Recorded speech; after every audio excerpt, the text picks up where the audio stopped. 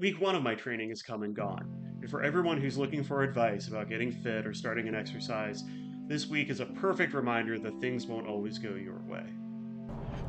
It's day one, run one of the 20-week training program for the half marathon.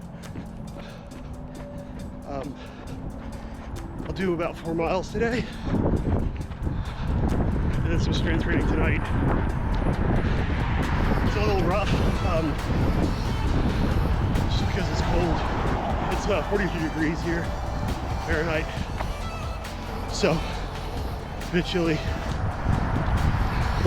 And frankly, I haven't run 4 miles in a while. I've been doing some shorter runs this past month, but I mean, this is my regular everyday run when I'm training, so I don't think it'll be too much of a hassle.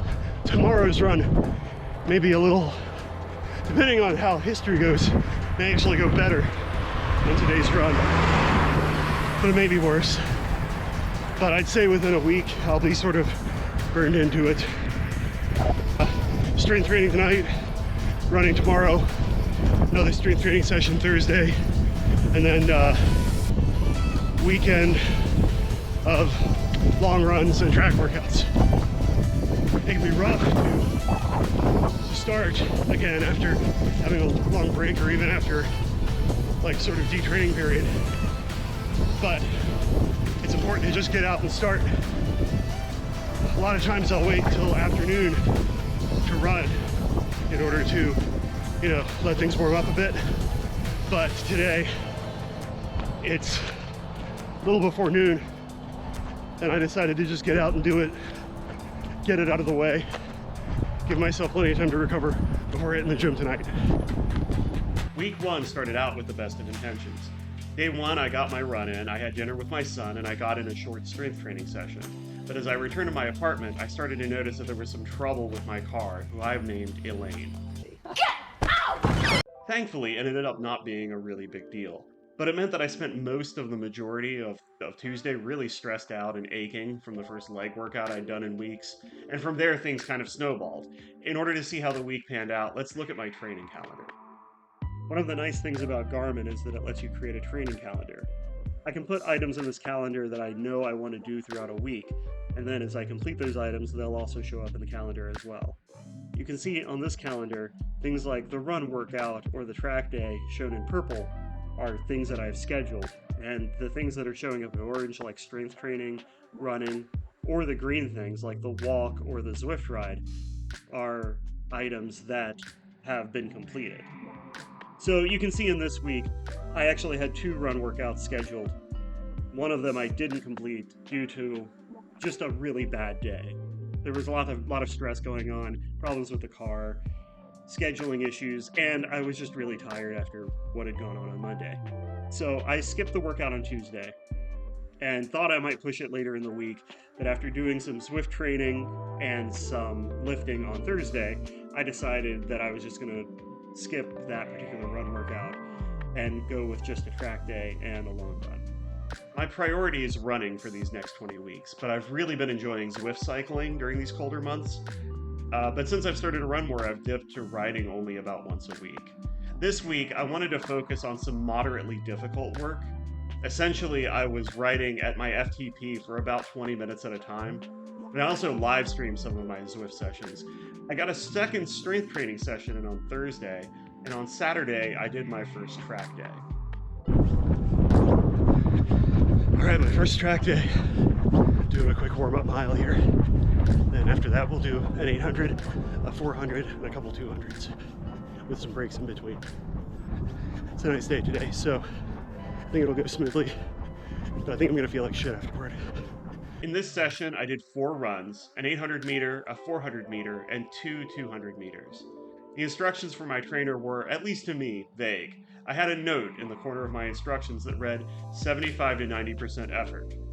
Having never really tried sprinting with any scientific rigor, I decided to run the 800 at near my 5K pace and to get faster with the 400 and 200 meter runs.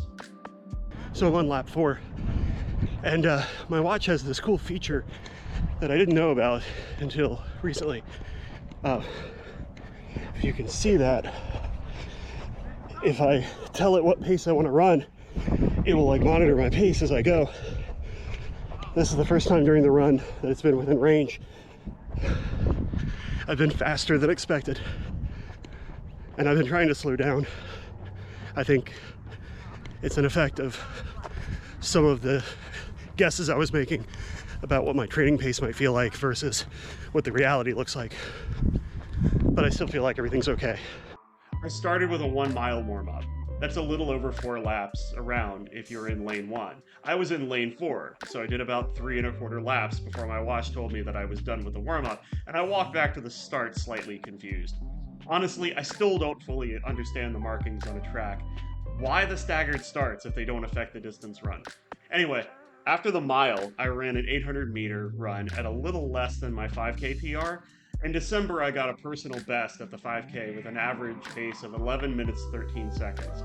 I ran 800 meters in 6 minutes and 15 seconds for a pace of 12:36, so over a minute slower, but as I ran, it felt like my 5K pace.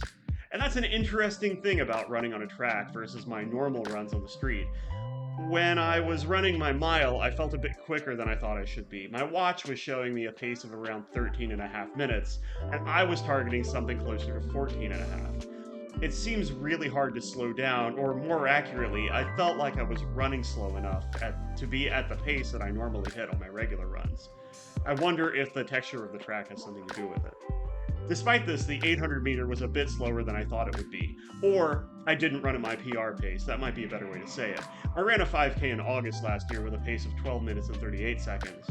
My 10K pace in October of last year was 12 minutes 32 seconds, so my 800 meter was close to that 10K PR. The next run was a 400 meter. I was targeting a little faster than my 5K pace, and I managed to just about hit that 5K PR. I ran it in 2 minutes 44 seconds with a pace of 11:01. The next 2 runs were 200 meter, and these were the runs that I planned to go all out. There are also runs where I learned I don't have 200 meters of all out.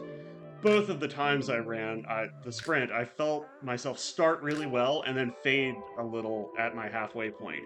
I ran the 2 sprints in 110.5 and 110.8 for a pace of 9:27 and 9:30 respectively.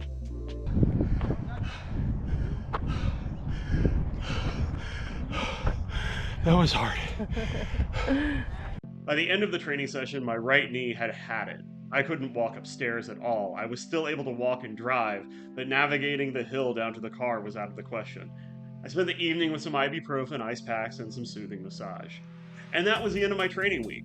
I didn't go to sleep on Saturday expecting not to run a long run on Sunday, but I woke up knowing it wasn't going to happen. And I woke up late. I'm normally an early riser, and I slept until 11 a.m. on Sunday morning.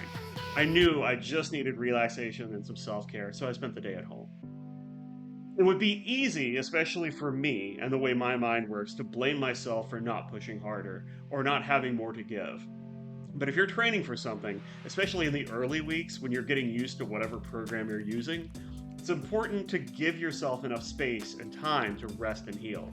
It's also important to give yourself a little grace. We're often our own worst critics. We need to be able to forgive ourselves when we make mistakes in training or when we overexert ourselves. Could I have used my time better in week 1? Probably. Did I learn something important about scheduling workouts?